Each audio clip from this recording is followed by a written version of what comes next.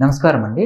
నా పేరు doctor Sunil Reddy, consultant neuro psychiatrist, sexologist at treatment range hospital, కేబీహెచ్పి, Hyderabad. ఈ మధ్య ఎక్కువ ఎరెక్షన్ డిస్ఫంక్షన్స్ చూస్తుంటాం కదా! అందులో అంగము వంకరగా ఉంది. ఆహ్, ఈ పురుషాంగము కొద్దిగా ముందు కన్నా నాకు వేరే విధంగా కనిపిస్తుంది.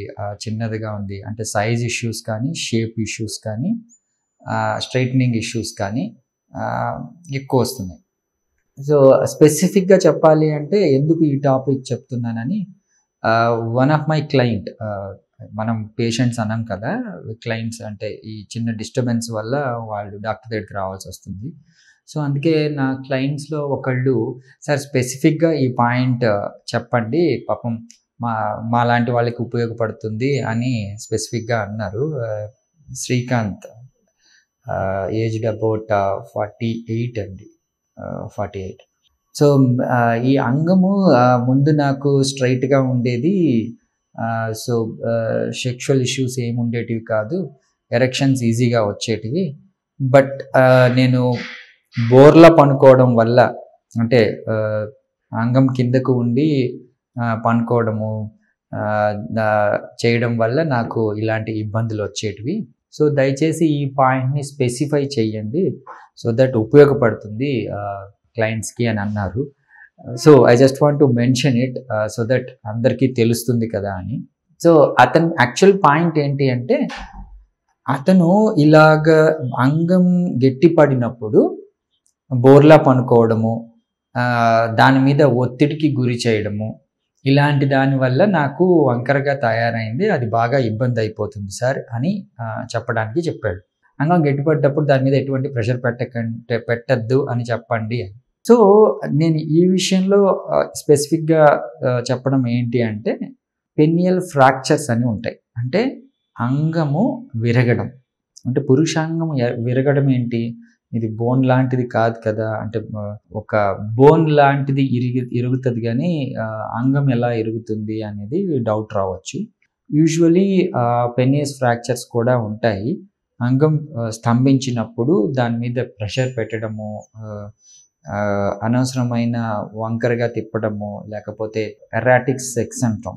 కొద్దిగా ఇబ్బందికరంగా సెక్స్ చేసినప్పుడు ఇట్లాంటి పెనియస్ ఫ్రాక్చర్స్ వస్తాయి. సో, ఈ పెనిస్ ఫ్రాక్చర్‌కి కార్పోరా క్యావర్నోసమ్, మనం స్మూత్ మజిల్స్ అని చెప్పాను కదా! ఇబ్బంది పడి ఫ్రాక్చర్ అవుతాయన్నమాట. అందుకు సూచర్స్ వేసేస్తాము. చిన్న ఆపరేషన్స్ ఉంటాయి. ఆఫ్‌కోర్స్ మనకు టీమ్ ఉంది కదా! అది సరి చేయొచ్చు. కానీ అంగరం వంకరగా తిరగడం, ముందు భాగం పైకి ఉండడం, లేకపోతే కలర్ మారడం, ఇలాంటివన్నీ రెగ్యులర్‌గా నేను చూసే కేసులు. వీటిల్లో ఏంటి అంటే అండి, యూజువల్లీ బ్లడ్ సప్లై సఫిషియెంట్‌గా లేకపోతే అంగం ఒకవైపు బ్లడ్ సప్లై సరిగ్గా లేదనుకోండి, ఇంకోవైపు బాగుండిందనుకోండి, యూజువల్లీ ఆ వైపు ఎక్కువ వ్యాకోచం చెంది ఇటువైపు సంకోచంగా ఉండి అంగం వంకరగా ఉన్నట్టు కనిపిస్తుంది. సో, ఆబ్వియస్‌గా ఈ బ్లడ్ ఇష్యూస్ కానీ బ్లడ్ సప్లై ఇష్యూస్ కానీ ఏమి లేకపోతే అంగం స్ట్రెయిట్‌గా ఉంటుంది, నిలకడగా ఉంటుంది, హోల్డ్ చేస్తుంది. సెక్స్‌ని ఈజీ పర్ఫార్మెన్స్ చేయగలుగుతారు. అండ్ సెక్షువల్ సైకిల్ మొత్తం కంప్లీట్ అయ్యేంత వరకు అంగం గట్టిగా ఉంటుంది. ఒకవేళ అంగం ఇలాగా వంకరగా ఉంది, ముందర భాగం కొద్దిగా ఇబ్బందిగా ఉంది, లేకపోతే సెక్స్ చేసేటప్పుడు పూర్తిగా ఎరెక్షన్స్ రావట్లేదు, ఇలాంటివన్నీ ఈ షాక్ వేవ్ థెరపీ మనం రెగ్యులర్‌గా మాట్లాడుకుంటాం కదా! Shock wave therapy. ఇందులో ఏంటంటే కరెక్షన్స్ ఉంటాయి. సో, అంగం చుట్టుపక్కల మనం షాక్ వేవ్ థెరపీ ఇస్తాం కాబట్టి, సో, ఎక్కడైతే ఇలాంటి వంకర ఇష్యూస్ ఉంటాయో అవన్నీ రీకరెక్ట్ చేయబడతాయి.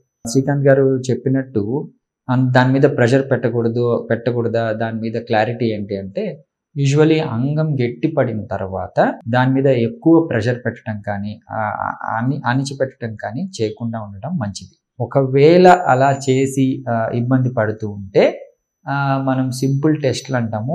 ఆ టెస్ట్‌లు చేసుకొనేసి నిజంగా ఫ్రాక్చర్స్ ఉన్నాయా, లేకపోతే ఏమన్నా కరెక్షన్స్, అంటే ఆపరేషన్ చేయదగ్గ కరెక్షన్స్ ఉన్నాయా చూసుకొనేసి, లేదు ఎంత బాగానే ఉంది, ఫిజికల్ ఎగ్జామినేషన్ ద్వారా మాకు తెలుస్తుంది there is serious fractures in the penis అని. లేదు అంటే షాక్ వేవ్ థెరపీతో ఇవన్నీ కరెక్ట్ చేసుకోవచ్చు. ఈ సింపుల్ పద్ధతి, న్యాచురల్ వే ఎటువంటి సైడ్ ఎఫెక్ట్స్ ఇబ్బంది ఉండవు. కాబట్టి ఈ చిన్న చిన్న కరెక్షన్స్ అన్ని దీంతో చేసుకోవచ్చు. సో దీన్ని యూజ్ చేసుకోగలరు. Thank you.